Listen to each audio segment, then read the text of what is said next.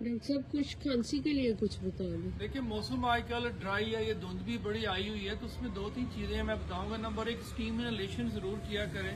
Number 2, इसमें गाजर या सेब का मुरब्बा अगर थोड़ा थोड़ा यूज करें, अगर शुगर नहीं है तो उससे गला नरम रहता है, उससे बहुत फायदा पहुंचेगा। और तीसरा, अगर शहतूत का अगर आपको सिरप मिल जाए तो अगर वो भी इसको काम करता है। अगर ये तीनों चीजें एक्ट नहीं करती तो आप कोई भी सिंपल एलर्जी की गोली या मोंटिकोकास टाइप जो गोली होती है वो इस्तेमाल करें, तो आपकी खुश खांसी जो आजकल फैली हुई है वो खत्म हो जाएगी। Have a good day.